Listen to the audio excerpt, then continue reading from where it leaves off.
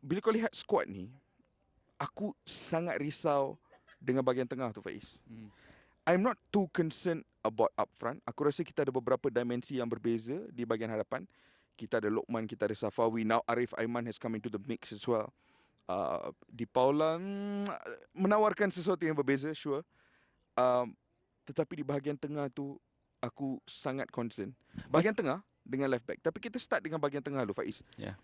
Dalam sesebuah komposisi, sebuah squad untuk tournament, bahagian tengah tu perlu memiliki different kind of midfielders, bergantung kepada different style yang kau boleh main.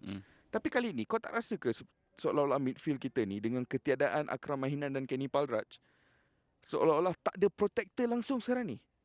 Siapa protector dia midfield kita? Salah satu perkara yang paling penting going into a big tournament adalah memastikan bahawa defensively you have to be sound. Yep. Sebab ia adalah tournament game kan. Satu perlawanan setiap 3 hari dan mental pemain perlu berada di tahap yang tertinggi. Dan kalau bolos, itu boleh mencetuskan rasa panik di kalangan di kalangan pemain dan juga staf kejurulatihan kan.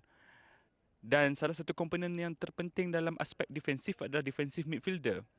Tetapi dalam squad kali ini, aku tak nampak satu pun ataupun mungkin tiada natural defensive midfielder.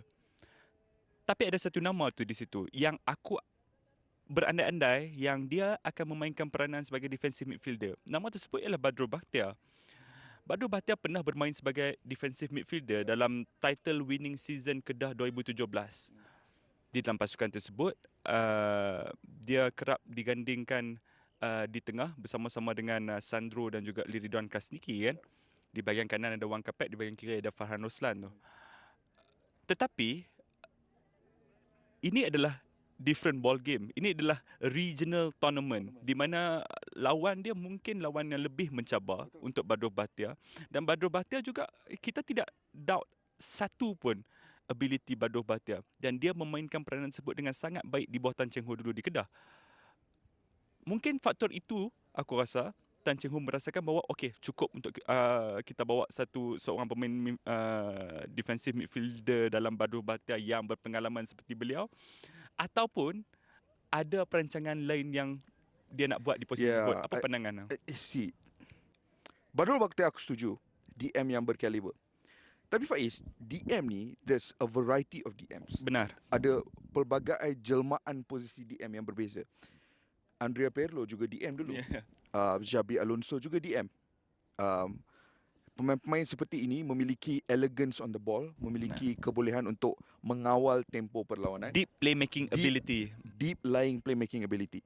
Bila aku pandang Badrul Bakhtiar, aku akan lebih menyamakan dia dengan karakteristik pemain-pemain seperti Pirlo, Xabi Alonso. Benar. Tetapi apa yang aku rasa skuad Malaysia pada ketika ini tidak ada adalah seorang karakter seperti untuk setiap Andrea Pirlo akan ada Arturo Vidal. Benar. Untuk setiap Xabi Alonso perlu ada satu lagi DM yang lebih agresif kan. Dan itu yang aku lihat skuad kita tidak ada. Selama ni Akram adalah nama tersebut. Selama ni aku tahu Brandon boleh memainkan peranan box to box dan jika diperlukan DM. Kenny Palraj juga boleh beraksi di DM. Bila aku melihat komposisi skuad Malaysia sekarang ni, aku rasa Badrul Bakhtiar boleh. Kalau dalam tim-tim menentang Cambodia, aku rasa cukup Badrul Bakhtiar di DM. Tetapi apa yang akan terjadi jika kita turun menentang Vietnam? Pasukan yang pressing dengan agresif. Apa akan jadi jika kita turun menentang Thailand? Pasukan yang mempunyai individual quality yang luar biasa.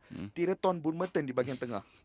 Kan? So dua kali pemain kesebelasan terbaik J-League. J-League, yes. Dalam otak aku, Faiz, the only thing yang aku boleh think of is Badrul will be important. Ada Mukairi Ajmal yang lebih kepada aku rasa box to box. Apakah kita bakal melihat Dion Cools di DM? Itu adalah satu strong shout.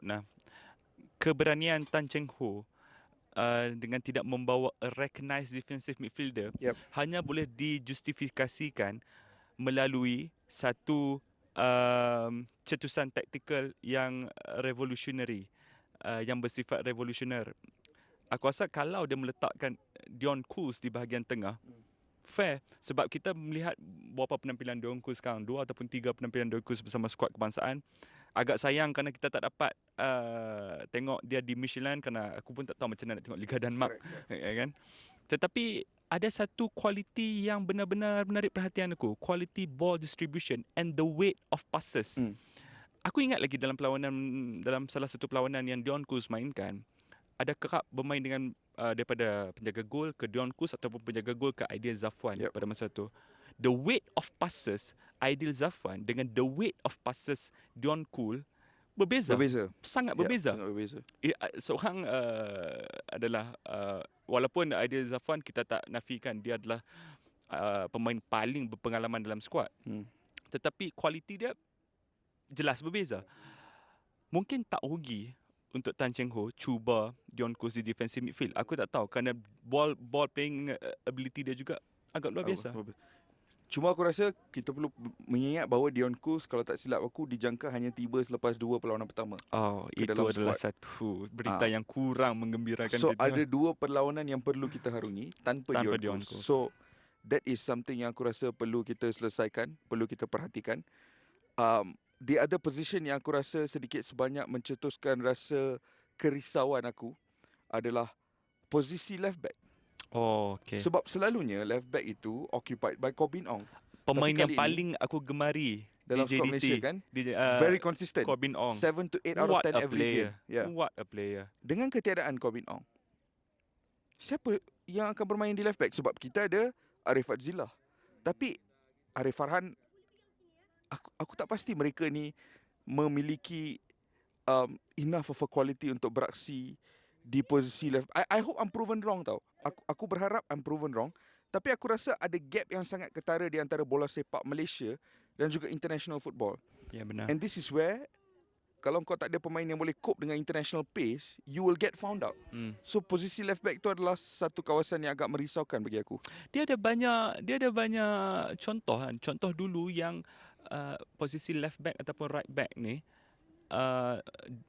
pemain yang akhirnya mewakili Malaysia tu kadang-kadang bukanlah pemain yang terbaik di Liga Domestik. Betul. Aku ingat lagi dulu di masa-masa Sabri Ma'abu bermain sebagai utility man Malaysia kan. Sabri Ma'abu tidak berada dalam top 10 best player di Malaysia pun pada masa tu. Ada satu lagi utility player daripada Kedah juga yang kali terakhir aku lihat dia bermain di Pahang, Bunyamin Omar. Oh yes. Di kancah Liga Bola Sepak Tempatan dia bukanlah top 10 defender, tetapi disebabkan dia ada pengalaman beraksi di peringkat antarabangsa, dia boleh cope dengan international pace yang hang cakap tadi. Jadi siapa lagi yang boleh cope dengan international pace sekarang? And that's why aku lebih daripada Akram, aku sangat terkilan dengan kita kehilangan Kenny Palraj. Sebab Kenny is that one guy yang if you needed a right back, you can count on him. If you need a left back, you can count on him. If you need a tough tackling defensive midfielder, you can count on him. Tapi sekarang ni kita dah tak ada Kenny. So that leaves us a bit exposed at left back and at defensive midfield. Tapi kalau kita lihat skuad Malaysia ni secara keseluruhan, Faiz, there is still a lot of quality. No doubt. There is still a lot of quality untuk kita cuba mendapatkan sesuatu di pentas AFF Suzuki Cup.